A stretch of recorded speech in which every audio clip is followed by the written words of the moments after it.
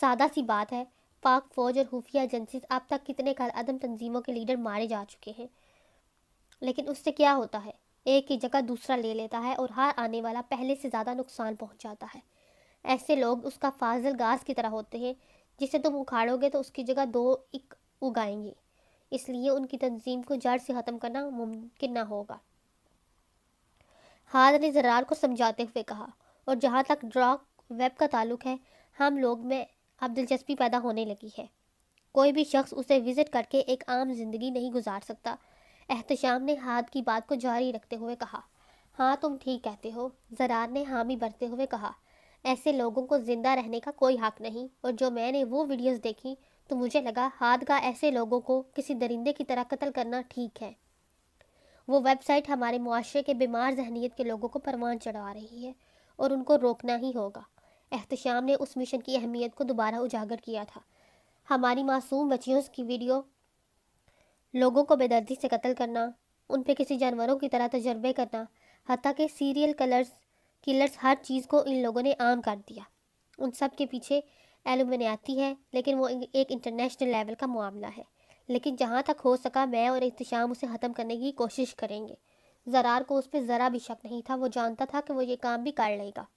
بابا تمہیں اکثر یاد کرتے ہیں، تم سے ملے ہوئے بھی کافی وقت ہو گیا ہے، زرار نے اپنی جگہ سے اٹھتے ہوئے کہا۔ اس کی بات پہ وہ مسکرا اٹھا تھا۔ میجر سے کہنا کہ یہ اسائنمنٹ مکمل ہوتے ہی میں اپنی بیوی کے ساتھ انہیں ملنے آؤں گا۔ ہاں ضرور، انہیں انتظار رہے گا۔ حورین لیپ ٹاپ پر کام کرنے میں مصروف تھی جب اسے اپنے نوٹس کی ضرورت محسوس ہوئی، اور وہ ایک دم اپنی جگہ سے کھڑی ہو گئی۔ اس کے پیچھے کھڑی سوزی، جو کہ ٹیبل پر چائے رکھنے کے لیے جھک رہی تھی، حورین کے ایک دم ٹکرانے سے چائے گر گئی۔ گرم چائے کے خود پہ گرنے سے وہ ایک دم چیخ اٹھی تھی۔ او ایم سو سوری، مجھے پتا نہیں تھا کہ آپ ایک دم کھڑی ہو جائیں گے، مجھے معاف کر دیں۔ وہ شرمندگی سے کہنے لگی، کوئی بات نہیں، لائی میں مدد کر دوں۔ چائے اس کے کندھے پہ گری تھی، جہاں پر اس کے جلد کو جلا کر نشان دیا گیا تھا۔ وہ اسے نفی میں سر ہلا کر خود ہاتھ کے کمرے کی طرف بھاگی۔ جلی ہوئی جلد پر گرم چائے گرنے سے اسے بے حد تکلیف ہو رہی تھی۔ ایسا لگ رہا تھا جیسے گرم سلاخ سے دوبارہ اسے جلایا جا رہا ہو۔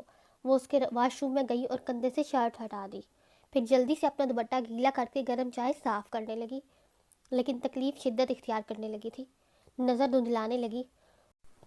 حورین تمام دراز کھولنے لگی۔ اسے پتہ تھا وہاں فرسٹ ایڈ باکس ضرور ہوگا۔ ہاتھ جب واپس آیا تو سوزی کانچ کے ٹکڑے چن رہی تھی۔ وہ حورین میڈم پہ مجھ سے چائے گر گئی، وہ افسردگی سے بتانے لگی۔ ہاتھ اس کی اگلی بات سنے بغیر سیڑھیوں کی طرف بھاگا تھا۔ حورین کو کندھے پہ دوائی لگانے میں کافی مسئلہ ہو رہا تھا، آنکھوں سے آنسو زاروں کی طرح بہنے لگے تھے۔ حورین، ہاتھ کی آواز پر وہ ایک دم چونکی اور اس کے ہاتھ سے ٹیوب چھوٹ کر گر گئی۔ وہ اپنے نشان کو ڈھکنے لگی، لیکن اتنی دیر میں ہاتھ وہاں پہنچ چکا تھا اور اس کے کندھے پر بنے نشان کو دیکھ چکا تھا۔ یہ کیا ہے؟ کچھ بھی نہیں۔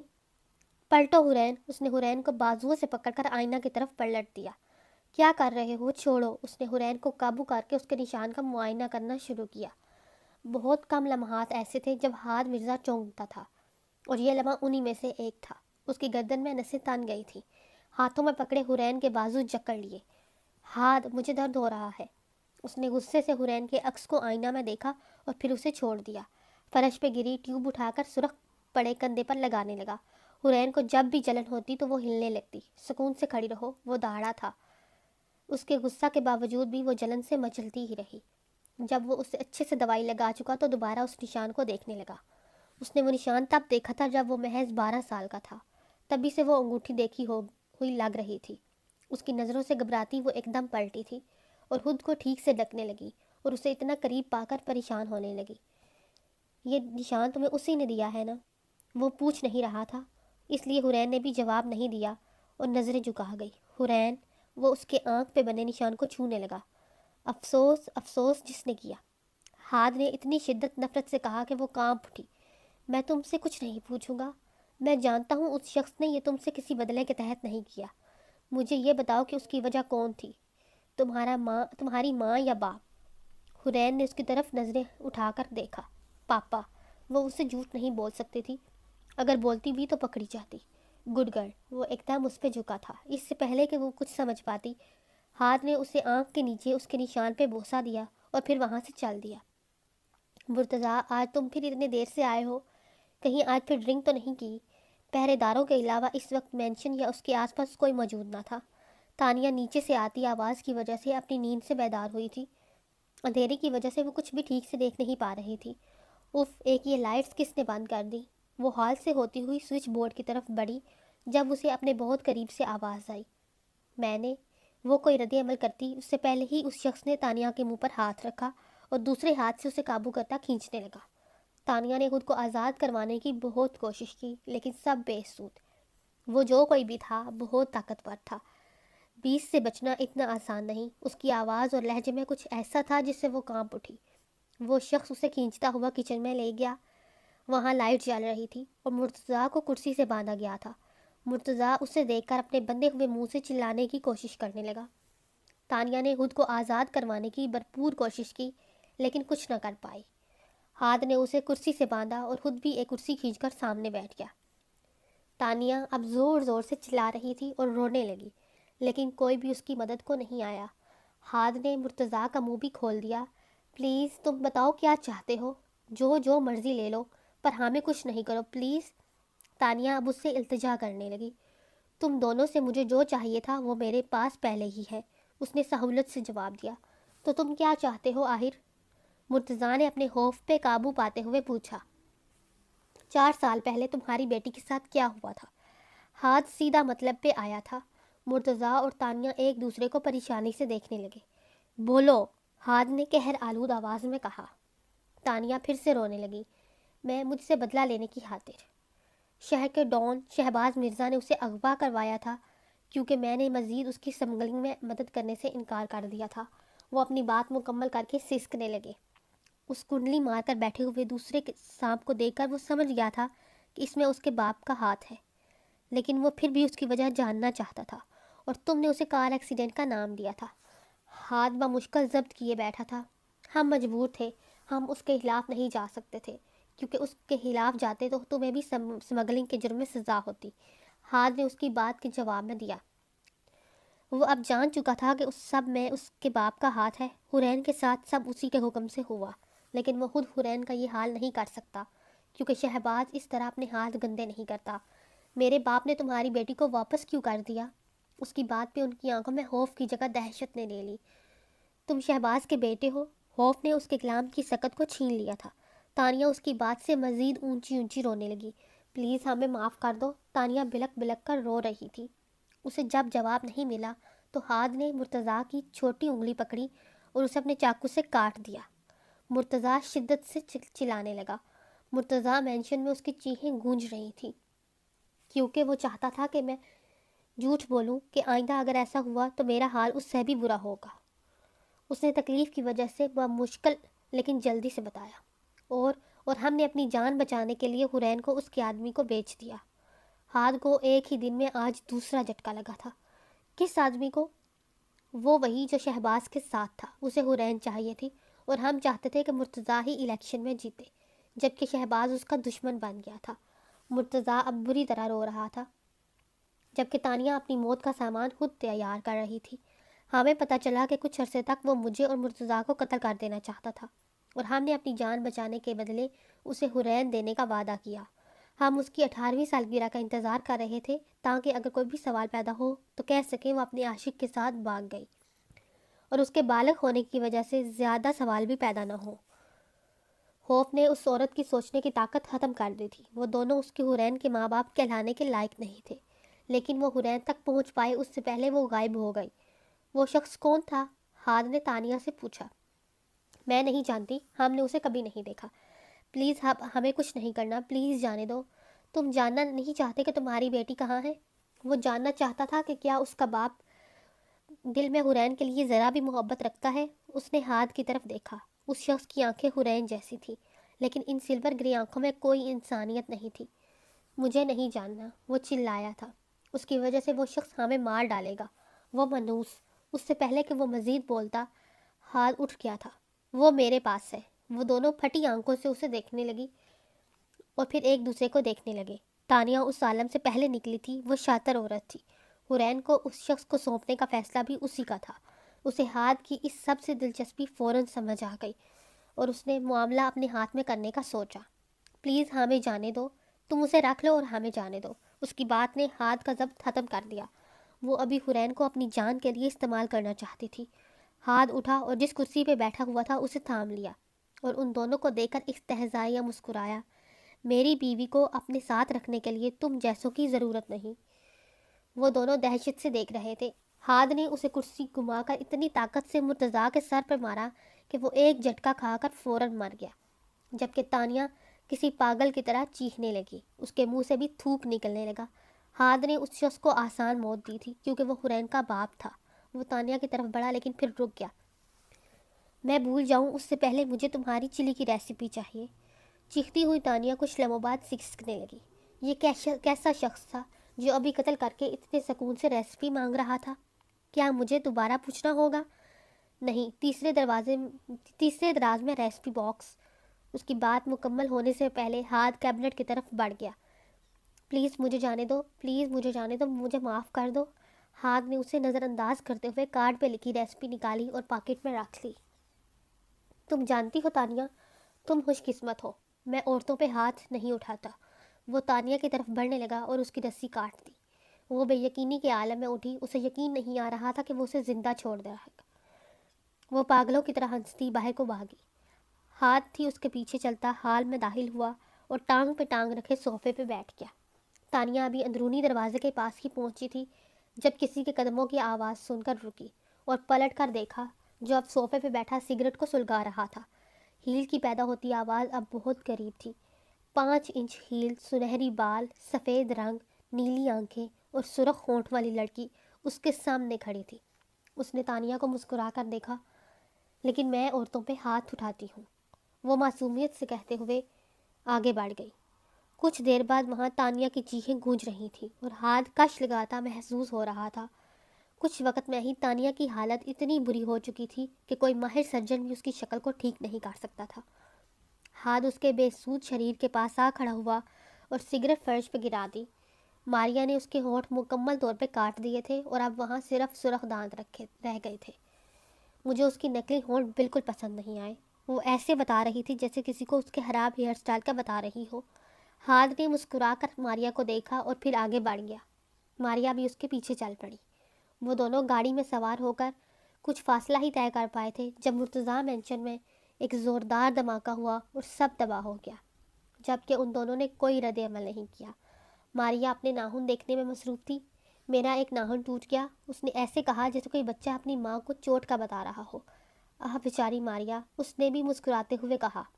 اب تمہیں بدلے میں کچھ اچھا سا ٹریٹ کرنا ہوگا، ماریا نے فوراً فرمائش کی اور پھر دانت نکالنے لگی۔ ماضی: صدف کی شادی کو کچھ ہی عرصہ ہوا تھا اور ڈاکٹر نے اسے خوشخبری بھی سنا دی تھی۔ اس کی خوشی کی تو انتہا نہیں تھی۔ اسے رب نے اچھے ماں باپ، محبت کرنے والا شوہر اور اب اولاد سے نواز رہا تھا۔ ایک عورت کی اس سے زیادہ کیا خواہش ہو سکتی تھی؟ اس کے شوہر کا درآمدات اور برآمدات کا بزنس تھا اور انہیں ہر طرح کا سکھ نصیب تھا۔ وہ ہاسپٹل سے نکلتی گاڑی میں آ بیٹھی اور ڈرائیور کو جلدی گھر چلنے کا کہنے لگی۔ گھر پہنچ کر وہ بے صبری سے شہباز کا انتظار کرنے لگی۔ وہ کبھی اس نعمت پہ رب کا شکریہ ادا کرتی تو کبھی ماں بننے کا سوچ کر خود ہی مسکرانے لگتی، تو کبھی اپنے محبوب شوہر کو یہ خبر دینے کا سوچ کر شرمانے لگتی۔ ایک ایک لمحہ گزارنا مشکل ہو رہا تھا۔ کئی بار فون کرنے کا سوچا لیکن ہر بار ارادہ ترک کر دیتی۔ آخرکار انتظار کی گھڑیاں ختم ہوئیں اور اس کا شوہر گھر واپس آ گیا۔ وہ بھاگتی ہوئی اس کے پاس گئی اور اس کے گلے لگ گئی۔ شہباز یہ دیکھ کر ہنسنے لگا اور اپنی عادت کے مطابق اس کے سر کا بوسہ لیا۔ کیا ہوا بیگم، آج اتنی محبت؟ وہ اپنی بیوی کو محبت سے دیکھتا ہوا کہنے لگا۔ خوش مزاج، خوبصورت نئے نقش اور نازک سی صدف کو دیکھتے ہی وہ اس سے محبت کر بیٹھا تھا۔ اس کی لمبی گھنی پلکیں بار بار شرم سے اس کے گالوں پہ گرتی۔ وہ سمجھ نہیں پا رہی تھی کہ اسے کیسے بتائے۔ شہباز مرزا نے اسے پہلی بار تب دیکھا تھا جب وہ کسی کام سے اپنے دوست کے گھر گیا اور صدف وہاں اس کی بہن کو پیانو سکھانے آئی تھی۔ پہلی ہی نظر میں وہ اس سے شادی کرنے کا فیصلہ کر بیٹھا تھا اور اس کے ماں باپ سے اس خواہش کا اظہار کرنے کے بعد وہ بھی اس رشتے کے لیے راضی ہو گئے۔ شہباز خود ایک روبرو مرد تھا اور کافی قابل بھی۔ اپنے باپ کی موت کے بعد اس نے بڑی محنت سے بزنس کو یہاں تک پہنچایا تھا اور وہ اپنی کمپنی کو پاکستان کی بہترین کمپنی بنانا چاہتا تھا۔ शहबाज जैसे काबिल इंसान में सिर्फ एक बुराई थी, लालच। वो सब हासिल कर लेना चाहता था। सदफ को यूं जंजलाहट का शिकार देखकर वो उसका हाथ थामे अंदर ले गया और पास बिठा लिया। अब बताओ क्या बात है, तुम्हारी तबीयत तो ठीक है ना? वो उसे गौर से देखने लगा। सदफ ने अपना सर उसके कंधे पे टिका लिया। हाँ, ठीक भी हूँ और खुश भी। अगर ठीक हो तो बताओ क्या बात है? उसने सदफ का चेहरा थोड़ी से थाम कर अपनी तरफ किया। वो असल में बात यह है कि आज मैं हॉस्पिटल गई थी। उसकी बात पे शहबाज के माथे पर बाल पड़ गए। तुमने मुझे बताया क्यों नहीं कि तुम बीमार हो? सदफ ने उसका मजबूत हाथ पकड़ लिया। मैं ठीक हूँ शहबाज, असल में खुशखबरी है, वो शर्माते हुए कहने लगी और फिर नज़रें झुका गई। पहले तो कुछ देर वो समझ नहीं पाया क्योंकि उसे भी सदफ को एक खुशखबरी देनी थी, लेकिन फिर यकदम बात समझा तो उसे दोनों कंधों से थाम लिया। क्या वाकई? सदफ उसे इतना खुश देखकर असबात में सर हिला गई। शहबाज एकदम जानदार कहके लगाने लगा और सदफ को कमर से थाम कर गोल गोल घूमने लगा। उन दोनों की खुशी दीदनी थी। कुछ देर बाद जब उसने सदफ को उसके कदमों पर खड़ा किया तो हंसने से उसका चेहरा सुर्ख हो रहा था। उसने उसका चेहरा दोनों हाथों में थाम लिया। मैं तुम दोनों को बहुत चाहूँगा। उस कायनात की हर चीज़ तुम्हारे कदमों में होगी सदफ। जहाँ वो अपने शोहर को इस कदर खुश देखकर फूले नहीं समा रही थी, वहीं उसे उन मादी चीज़ों की कोई ख्वाहिश नहीं थी। रब ने उन्हें ज़रूरत और ख्वाहिश से ज़्यादा नवाजा था। नहीं शहबाज, मुझे सिर्फ तुम्हारी और हमारी औलाद चाहिए, बस। उसने जज्बाती होकर कहा। मैं तो हमेशा तुम्हारे साथ हूँ, लेकिन ये बच्चा हमारे लिए कुछ खुशकिस्मती लाया है। उधर तुम्हें हमारी औलाद की खुशखबरी मिली और इधर एक बहुत बड़ा बिजनेसमैन एक्सपोर्ट इंपोर्ट के लिए मेरी कंपनी से डील करना चाहता है। क्या वाकई? ये तो बहुत अच्छी खबर है। वो दोनों अब डाइनिंग टेबल पर बैठे थे। तुम यकीन नहीं करोगी सदफ, इतने सालों में मैंने जो प्रॉफिट हासिल किया, इस डील के बाद वो दिनों में कमा सकता हूँ। लेकिन शहबाज, ऐसे कैसे हो सकता है? सदफ अब परेशान दिखने लगी। कोई इतना पैसा कैसे दे सकता है? बिल्कुल हो सकता है मेरी जान, बस थोड़ा सा इलीगल काम है, लेकिन पैसा बहुत है। हम राज करेंगे शहंशाहों की तरह। तुम मेरी मलका हमेशा मेरे साथ होगी। जो बात उसने इतनी आसानी से की थी, सदफ के रोंगटे खड़े हो गए थे। इलीगल काम? वो एकदम बोली थी। नहीं शहबाज, तुम ऐसी कोई डील नहीं करोगे। वो मजबूत लहजे में गोया हुई। शहबाज को उसका ये अंदाज बिल्कुल नहीं भाया था। वो ये सब उसी के लिए कर रहा था, लेकिन वो खुश होने के बजाय नाशुक्री कर रही थी। मैं फैसला कर चुका हूँ, वो भी सख्त लहजे में बोला था। नहीं शहबाज, ऐसा नहीं होगा। हमारे पास दुनिया की हर नेमत है, इतना बड़ा घर, मुलाजम, गाड़ियाँ, बैंक बैलेंस, हर चीज़। तो फिर इस सब की क्या ज़रूरत है? वो अपनी जगह से उठ खड़ी हुई थी। ये क्या तरीका है तुम्हारी बदसलीका औरत? क्या अपने शोहर से ऐसे बात करते हैं? वो इस पर चिल्लाया था। उसका ये अंदाज सदफ के लिए नया था। वो तो हमेशा उससे बहुत नरमी से बात करता था। सदफ की आंखें डुबडुबाई थीं और उसने रोना शुरू कर दिया। उसे रोता देखकर शहबाज अपने गुस्से को भूलकर उसके पास आया था और उसे थाम लिया। मुझे माफ़ कर दो, मुझे ऐसी बात नहीं करनी चाहिए थी। तुम नहीं चाहती तो मैं ऐसी कोई डील नहीं करूँगा। वो उसे गले से लगाई झूठी तसल्ली देने लगा। अगर वो ये डील नहीं करता तो कोई और कर लेता, ऐसा तो वो किसी सूरत भी नहीं होने देता। वादा वादा करो पहले, उसने टूटे हुए लफ्ज़ अदा किए। मैं वादा करता हूँ, वो उसे मुस्कुराते हुए कहने लगा, और वो थी बमुश्किल मुस्कुरा पड़ी। दिन और हफ्ते जो गुजरते जा रहे थे। सदफ अपना फारग वक्त बागीचा और पियानो के दरमियान बांटती।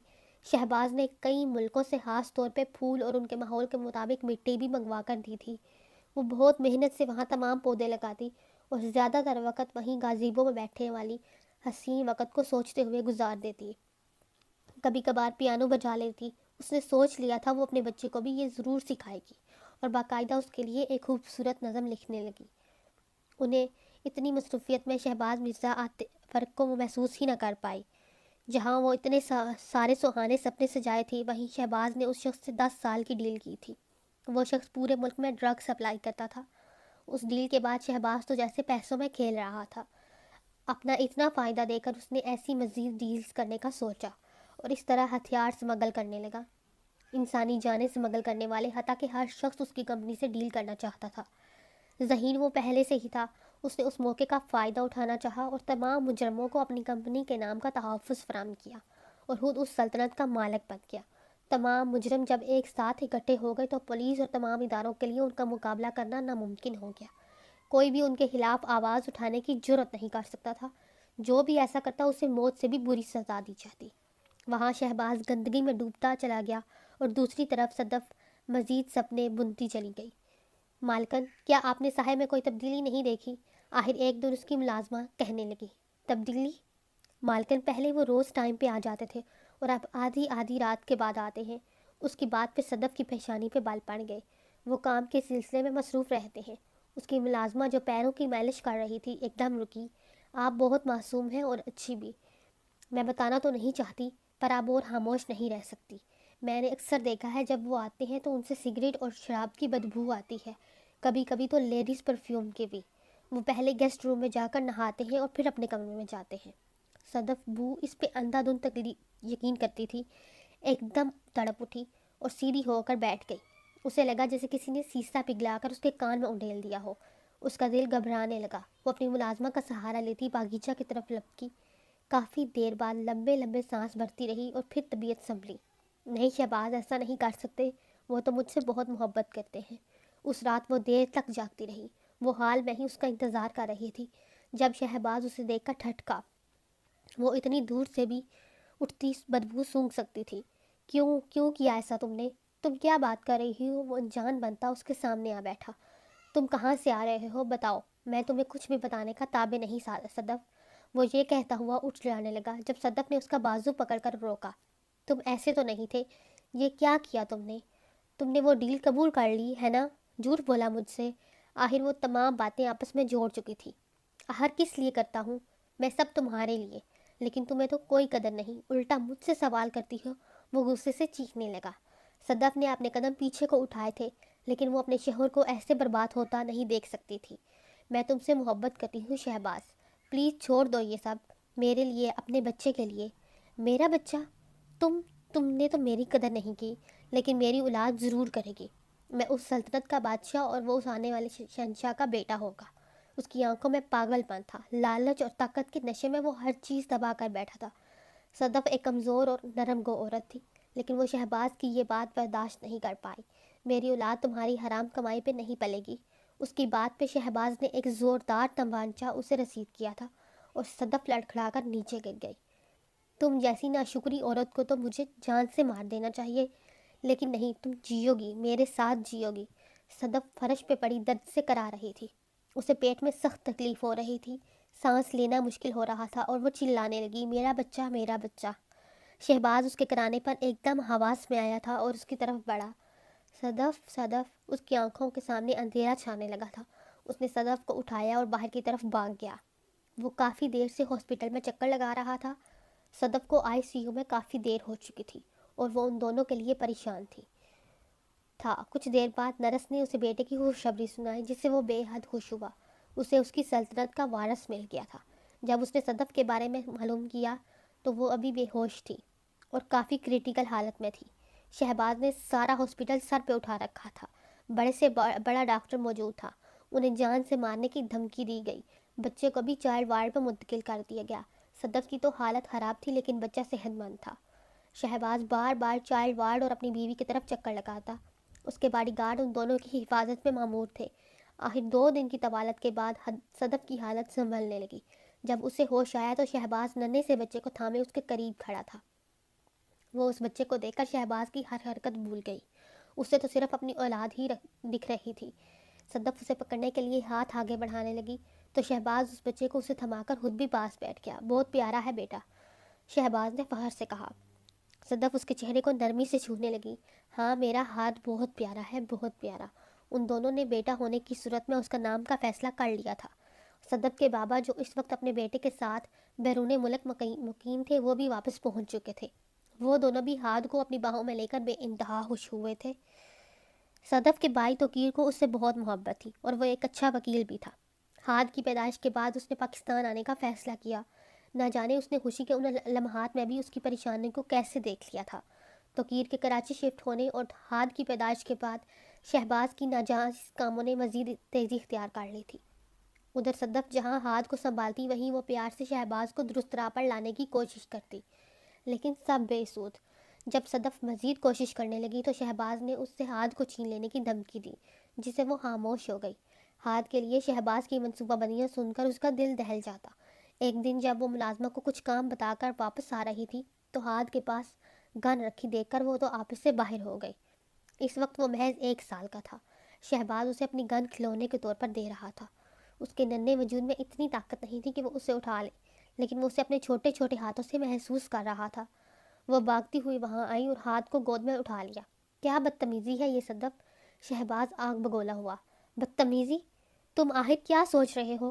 ہاتھ کو گن دے کر یہ ثابت کر رہے ہو کہ تم بہت طاقتور ہو؟ اگر اسے کچھ ہو جاتا تو؟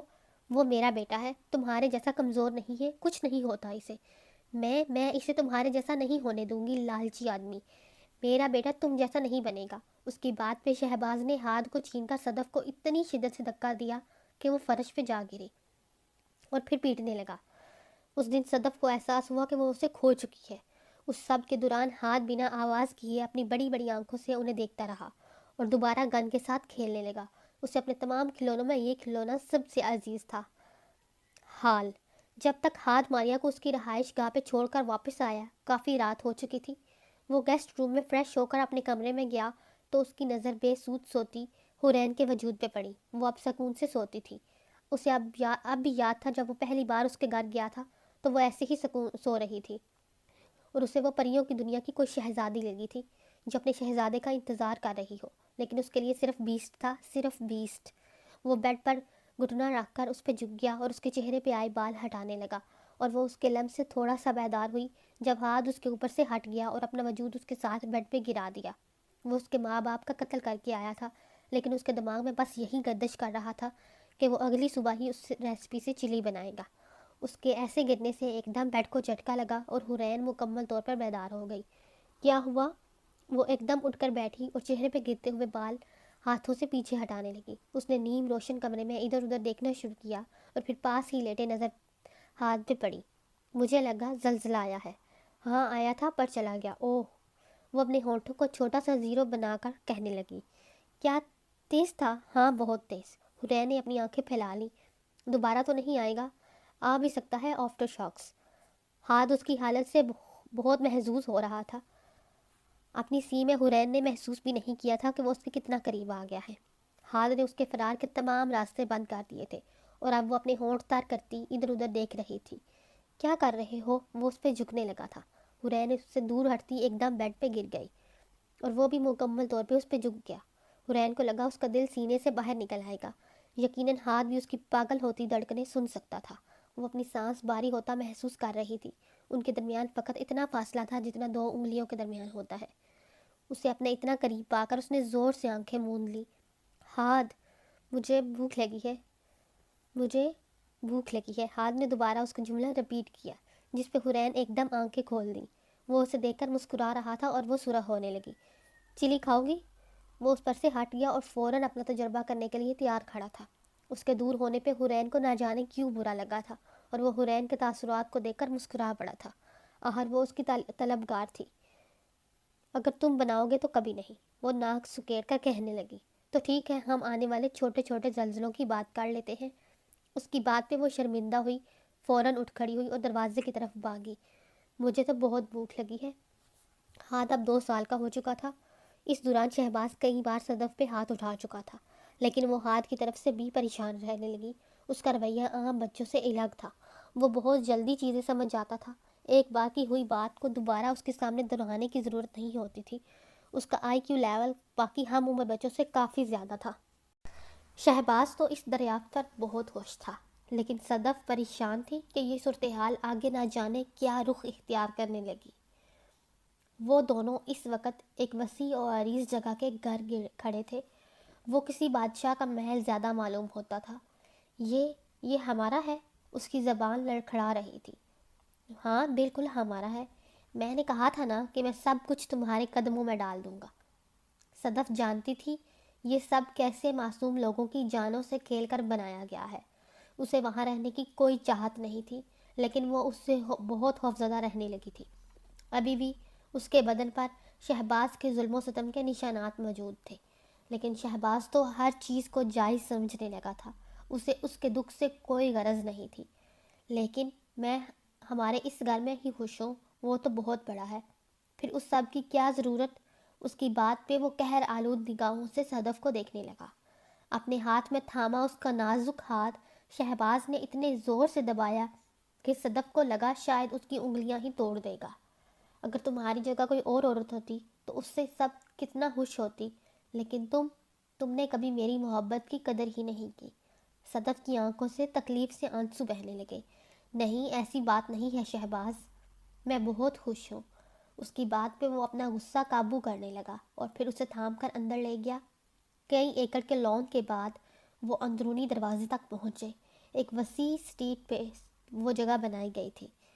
طاقت اور پیسے کی نمائش کرتی وہ جگہ اسے اپنے دل کے بالکل بھی قریب محسوس نہیں ہوئی، لیکن آخر اب اسے یہیں پر رہنا تھا۔ اس لیے اس جگہ سے جذباتی وابستگی جوڑنے کے لیے اس نے وہ اسٹیٹ ایجنٹ کے ساتھ مل کر خود سجانا شروع کیا۔ دیواروں پہ پینٹ کے کلر کمبینیشن سے لے کر چھوٹی سے چھوٹی چیز اس نے خود پسند کی۔